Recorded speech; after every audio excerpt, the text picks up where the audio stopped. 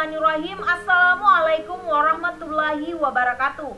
Saya atas nama Dian Ayu Lestari dengan stambuk F1C1180772 akan mempresentasikan mengenai tugas UAS fermentasi mengenai fermentasi bioetanol dari kulit pisang dengan menggunakan mikroba Saccharomyces cerevisiae.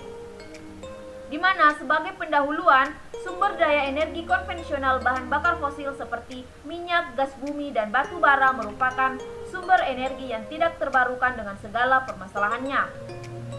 Terutama kenaikan harga secara global setiap terjadinya krisis energi akibat dari faktor-faktor seperti cadangan yang berkurang sesuai dengan umur eksploitasinya, permintaan yang meningkat, jaminan pasokan yang terbatas, dan pembatasan produksi serta penilaian dampak lingkungan yang ketat terhadap pemanasan global harus dikurangi ketergantungannya dengan menggunakan sumber-sumber energi lainnya sebagai bahan bakar alternatif. Salah satu bahan bakar alternatif yang dapat dibuat adalah bioetanol, di mana bioetanol ini merupakan bahan yang dapat diolah dari tumbuhan, di mana bioetanol ini memiliki keunggulan yang mampu menurunkan emisi karbon dioksida hingga 18%. Salah satu bahan yang digunakan dalam pembuatan bioetanol yaitu kulit pisang, di mana kulit pisang ini merupakan bahan buangan atau limbah buah pisang yang cukup banyak jumlahnya, di mana pada umumnya kulit pisang belum dimanfaatkan secara nyata dan hanya dibuang sebagai limbah organik saja dan digunakan sebagai makanan ternak seperti kambing, sapi, dan kerbau. Namun, jumlah kulit pisang yang cukup banyak akan memiliki nilai yang menguntungkan apabila bisa dimanfaatkan sebagai bahan baku pembuatan etanol, biogas, dan lain-lain. Berikut merupakan tabel kandungan senyawa dalam kulit pisang, di mana pada tabel tersebut komponen kulit pisang terbesar terdapat pada air dan karbohidrat, di mana pati atau karbohidrat ini dapat kita peroleh dari berbagai jenis tumbuhan. Adapun mikroba penghasil yaitu Saccharomyces cerevisiae, di mana mikroba ini merupakan kelompok mikroba yang tergolong dalam hamir atau yeast. Mikroba ini juga merupakan mikroorganisme golongan bumi yang berbentuk uniseluler bersifat eukaryotik dan dapat hidup sebagai saprofit atau parasit. Kemudian, mikroba ini juga memiliki bentuk elipsoidal dengan diameter sekitar 1-3 mikrometer dan 1-7 mikrometer dengan suhu 25-46 derajat Celcius, kelembapan 0,905, pH 1,5-8,5 dan udara sedikit anaerob fakultatif. Adapun morfologi dari mikroba Saccharomyces cerevisiae ini yang pertama adalah bersel tunggal atau unisel, bentuk sel bulat atau oval, tidak memiliki hifa dengan inti di tengah, terdapat tunas yang merupakan alat perkembangbiakan vegetatif, berwarna kuning mudah keputihan, dan permukaan berkilau, licin, dan teksturnya lunak. Adapun variabel yang berpengaruh pada proses fermentasi yang pertama adalah bahan baku, di mana pada umumnya bahan baku yang mengandung senyawa organik terutama glukosa dan pati dapat digunakan sebagai substrat dalam proses fermentasi bioetanol. Kemudian yang kedua adalah suhu, di mana suhu berpengaruh terhadap proses fermentasi melalui dua hal, secara langsung memengaruhi aktivitas enzim hamir dan secara langsung memengaruhi hasil alkohol karena adanya penguapan seperti proses biologis enzimatik yang lain. Kecepatan fermentasi akan bertambah sesuai dengan suhu yang optimum, umumnya berkisar 27-32 derajat Celcius. Kemudian yang ketiga adalah pH, di mana umumnya pH untuk fermentasi dibutuhkan keasaman 3,4-4. Kemudian yang keempat adalah waktu fermentasi, di mana waktu fermentasi yang biasa dilakukan adalah 3-14 hari. Kemudian yang kelima adalah konsentrasi ragi, di mana konsentrasi ragi yang diberikan pada larutan yang akan difermentasi optimalnya adalah 2-4% dari volume larutan menurut dia tahun 2011.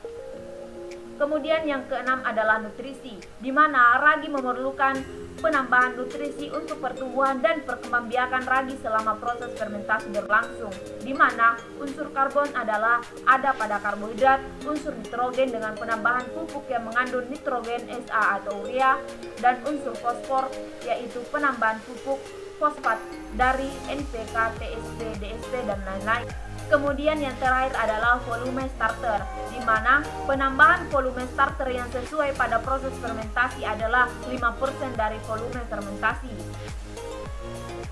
Kemudian kita masuk pada prinsip-prinsip fermentasi, di mana yang pertama adalah bebas kontaminan, di mana kulit pisang yang akan digunakan dicuci, dipotong-potong, dikeringkan, dan digiling sampai menjadi tepung.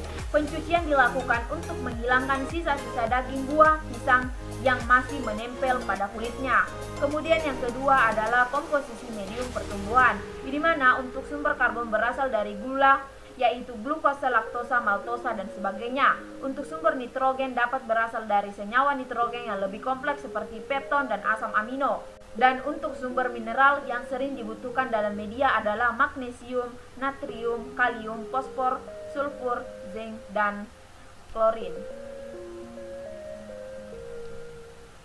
Mikroba Saccharomyces ini juga dapat tumbuh baik pada medium yang mengandung air gula dengan konsentrasi yang cukup tinggi, di mana gula di sini sebagai substrat, yaitu sumber karbon sebagai nutrien ragi roti, dengan mempercepat pertumbuhan untuk selanjutnya menguraikan karbohidrat menjadi etanol. Yang ketiga adalah penyiapan inokulum, di mana berdasarkan cara kerjanya, penyiapan inokulum ini pada fermentasi bioetanol terjadi secara tidak spontan, di mana pada proses pembuatannya ditambahkan mikroorganisme dalam bentuk starter atau ragi. Proses pembuatannya dimulai dari pembuatan starter yang dilakukan dengan meremajakan kultur stok Saccharomyces cerevisiae strain FNCC 3210 pada media agar miring MEA selama 48 jam pada suhu 30 derajat Celcius. Kemudian kultur pada media miring sebanyak 1 oz diinkulasikan dalam 10 ml media MEB.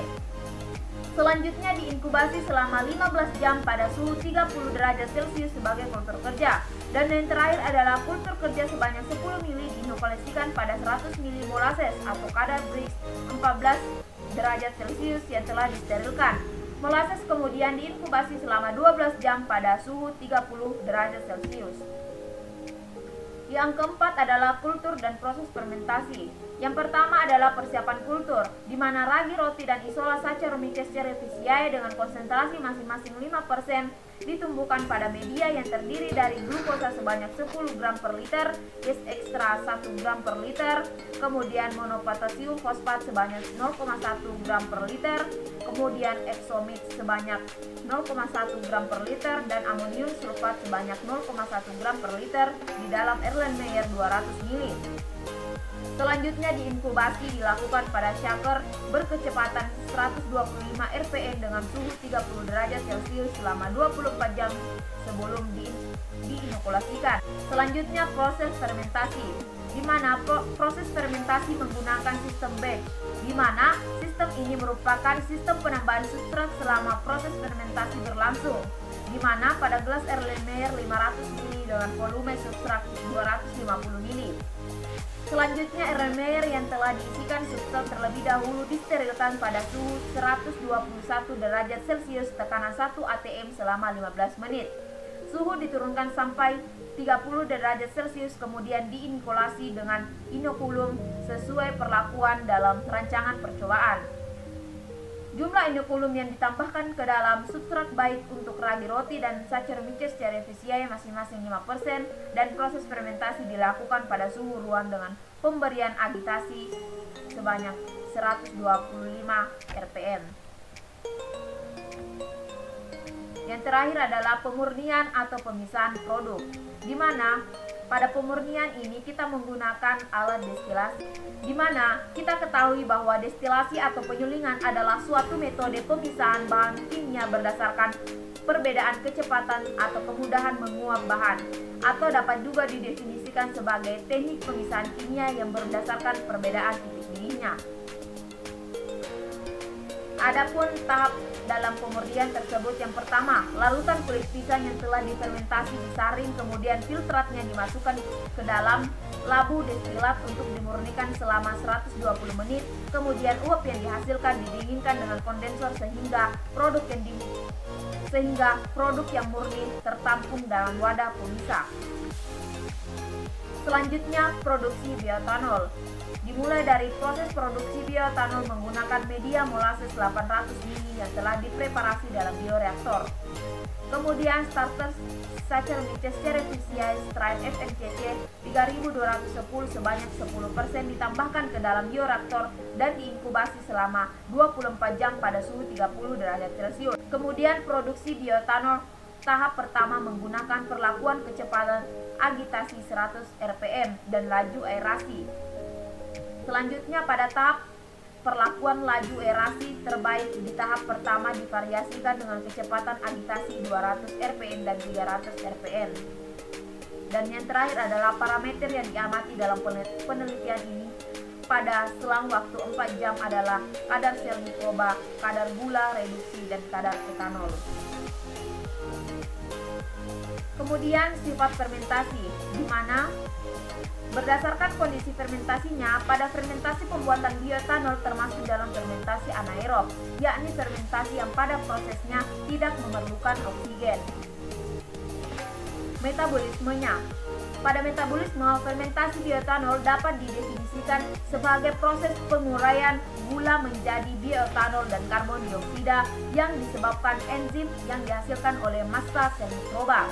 Perubahan yang terjadi selama proses fermentasi adalah glukosa menjadi bioetanol oleh sel-sel ragi. Selanjutnya kita masuk pada metabolisme Saccharomyces cerevisiae, di mana kita lihat pada gambar, pati yang terdapat pada kulit pisang akan diubah menjadi glukosa dengan bantuan enzim amilase. Kemudian, glukosa yang dihasilkan akan menghasilkan asam pirufat pada tahap glikolisis melalui proses aerob. Setelah itu, dalam keadaan anaerob, asam pirufat akan diubah menjadi asetaldehyid dan karbon dioksida yang selanjutnya diubah menjadi alkohol. Sedangkan dalam fase aerob, asam pirufat akan mengalami siklus TCA dan akan diubah menjadi energi. Kemudian, pada gambar selanjutnya, proses fermentasi alkohol dimulai dengan glikolisis yang menghasilkan asam pirufat, di mana reaksi ini berlangsung secara anaerob sehingga asam pirufat diubah menjadi asam laktat. Dalam proses ini, NADH yang diperlukan dalam siklus Krebs juga tidak terbentuk. Akibatnya, siklus Krebs terhenti. NADH di luar mitokondria dapat dibentuk dari NADH melalui proses pembentukan asam laktat dari asam pirufat, di mana pada fermentasi alkohol dihasilkan 2 ATP, 2 NADH, dan 2 karbon dioksida dan 2 alkohol etanol. Selanjutnya, desain bioreaktor, di mana reaktor adalah sebuah peralatan atau sistem yang mampu menyediakan sebuah lingkungan biologis yang dapat menunjang terjadinya reaksi biokimia dari bahan mentah menjadi bahan yang dikehendaki. Reaktor umumnya berukuran 1,5 sampai 2,5 dalam skala laboratorium. Bahan yang dipilih untuk reaktor harus bersifat non-toksik dan tahan terhadap sterilisasi. Kemudian untuk bioreaktor aerob digunakan kombinasi Parger agitator sehingga pertumbuhan mikroorganisme dapat berlangsung dengan baik. Cukup sekian presentasi saya. Mohon maaf bila ada kata yang salah. Wabillahi taufiq wal hidayah. Wassalamualaikum warahmatullahi wabarakatuh.